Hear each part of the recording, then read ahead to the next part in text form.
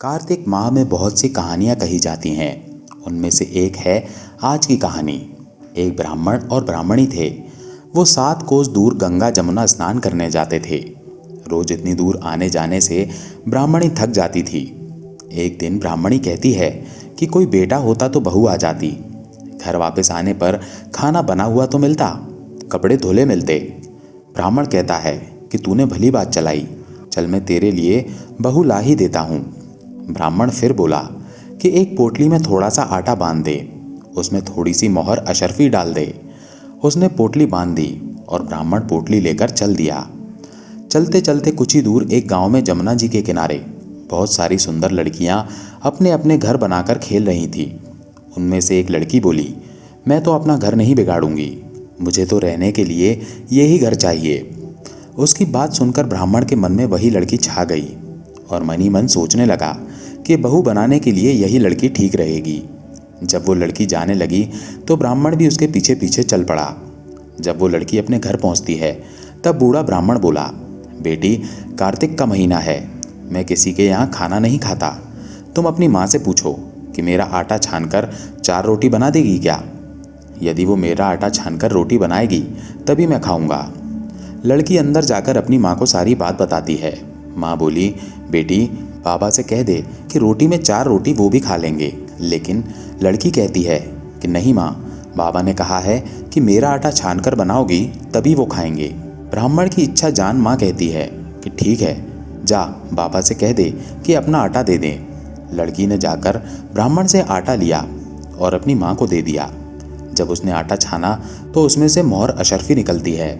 माँ सोचने लगी कि जिसके आटे में इतनी मोहर अशर्फी है उसके घर ना जाने कितनी होंगी। जब ब्राह्मण रोटी खाने बैठा तो लड़की की माँ बोली, बाबा, तुम कहाँ तक जा रहे हो। बाबा ने कहा, मैं अपने लड़के के लिए कन्या देखने निकला हूँ। महिला बोली, बाबा, तुम अपने लड़के की सगाई करने जा रहे हो, पर लड़का कहाँ है। बाबा बोला, मेरा लड़का तो काशी बनारस पढ़ने गया हुआ है, लेकिन अगर तुम कहो तो मैं खांड कटोरे से तेरी लड़की को ब्याह कर साथ ले जाऊं। लड़की की माँ को तो जैसे मनचाही मुराद मिल गई। वो बोली, ठीक है बाबा, और अपनी लड़की का ब्याह कर दिया। वो ब्याह कर बहू को घर लाया। घर आकर बोला, रामू की माँ, दरवाज़ा खोल कर देख, मैं तेरे लिए बहू लेकर आया हूँ, आकर बहू का स्वागत सत्कार कर। ब्राह्मणी बोली, दुनिया ताने मारती थी, अब तू भी मार ले, हमारे तो कोई बेटा बेटी नहीं है, तो बहू कहाँ से आएगी। ब्राह्मण बोला, ना, तू दरवाज़ा तो खोल। ब्राह्मणी ने दरवाज़ा खोला तो सामने बहू खड़ी देखी। तब वो आदर सत्कार से बहू को अंदर ले गई। अब जब ब्राह्मण ब्राह्मणी नहाने जाते तो बहू घर का सारा काम करके रखती, खाना बनाती और सास ससुर के कपड़े धोती और रात में उनके पैर दबाती। इस तरह काफ़ी समय बीत गया। सास बहू को सीख देती है कि बहू, चूल्हे की आग ना बुझने देना और मटके का पानी ख़त्म ना होने देना। एक दिन चूल्हे की आग बुझ गई। बहू भागी भागी पड़ोसन के घर गई और बोली, मुझे थोड़ी सी आग दे दो, मेरे चूल्हे की आग बुझ गई है। मेरे सास ससुर सुबह 4 बजे से बाहर गए हुए हैं और वे थके हारे वापस आएंगे, मुझे उनके लिए खाना बनाना है। पड़ोसन कहती है, अरे तू तो बावली है, तुझे तो ये दोनों मिलकर पागल बना रहे हैं। इनका ना तो कोई बेटा है और ना ही कोई बेटी। बहू बोली, ना ना, आप ऐसे मत बोलो, क्योंकि इनका बेटा काशी बनारस पढ़ने गया है।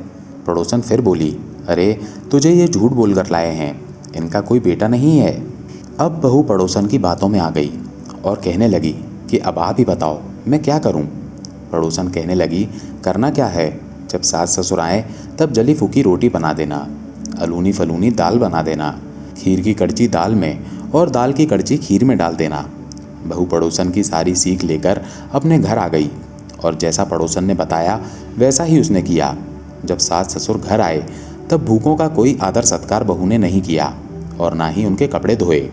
जब सास ससुर को खाना दिया तो सास बोली, बहू, ये जली फूकी रोटी क्यों है और दाल भी अलूनी है। बहू पलटकर जवाब देती है कि आज यही खाओ सासू जी, अगर एक दिन ऐसा खाना खा भी लिया तो तुम्हारा कुछ बिगड़ नहीं जाएगा, मुझे तो जीवन भर ही अनूठी रहना है। बहू की बातें सुनकर सास बोली कि आज तो बहू ने अच्छी सीख नहीं सीखी है। अब बहू फिर से पड़ोसन के घर भागती है और कहती है कि अब आगे बताओ कि मुझे क्या करना है। पड़ोसन बोली कि अब तुम 7 कोठों की चाबी मांग लेना। अगले दिन जब सास जाने लगी तो बहू अड़ गई कि मुझे तो 7 कोठों की चाबी चाहिए। तो ससुर कहने लगा कि दे दो इसे चाबी, आज नहीं तो कल चाबी इसे ही देनी है।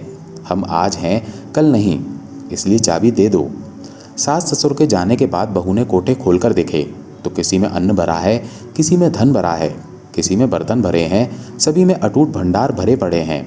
जब बहू ने 7वां कोठा खोला तो उसमें महादेव जी, पार्वती जी, गणेश, लक्ष्मी जी, पीपल पथवारी, कार्तिक के ठाकुर, राई दामोदर, तुलसी जी का बिड़वा, गंगा जमुना बह रही है, 36 करोड़ देवी देवता भी विराजमान हैं और वहीं एक लड़का चंदन की चौकी पर बैठा माला जप रहा है।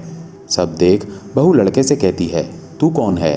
लड़का कहता है कि मैं तेरा पति हूँ, दरवाज़ा बंद कर दे, जब माँ बाप आएंगे तब खोलना। सारा नज़ारा देखकर बहू बहुत खुश हुई और नाचती हुई यहाँ वहाँ फिरने लगी। 16 श्रृंगार कर सुंदर वस्त्र पहन ओढ़ सास ससुर का इंतज़ार करने लगी। उनके लिए 36 प्रकार के पकवान बनाकर रखे। सास ससुर जब वापस आए तब उसने उनका बहुत आदर सत्कार किया, उनके कपड़े धोए, उनके पैर दबाए। बहू सास के पैर दबाते कहने लगी कि माँ जी, आप इतनी दूर 12 कोस यात्रा करके गंगा यमुना का स्नान करने जाती हो, थक जाती होगी, तुम घर में स्नान क्यों नहीं करती हो? बहू की बात सुन सास कहने लगी, भला गंगा जमुना भी घर में बहा करती है क्या? बहू बोली, हाँ माँ जी, बहती है, चलो मैं आपको दिखाती हूँ। उसने 7वां कोठा खोलकर दिखाया तो उसमें गणेश, लक्ष्मी, महादेव, पार्वती, पीपल पथवारी, माता लहरा रही है, तुलसी जी लहरा रही है, कार्तिक के ठाकुर, राई दामोदर, गंगा जमुना बह रही है, 36 करोड़ देवी देवता विराजमान है और वहीं तिलक लगाए चंदन की चौकी पर एक लड़का माला जप रहा है। माँ ने कहा कि तू कौन है? लड़का बोला, माँ मैं तेरा बेटा हूँ। बुढ़िया फिर बोली, तू कहाँ से आया है? लड़के ने कहा कि मुझे कार्तिक देवता ने भेजा है। बुढ़िया कहती है कि बेटा ये दुनिया कैसे जानेगी? कैसे जानेगा मेरा घर का धनी? क्या जानेगी देवरानी जेठानी? क्या जानेगा मेरा अगड़ बगड़ पड़ोस कि तू मेरा ही बेटा है? बुढ़िया ने विद्वान पंडितों से सलाह ली तो वो बोले, इस पार बहू बेटा साथ खड़े हो जाएं और उस पार बुढ़िया खड़ी हो जाए।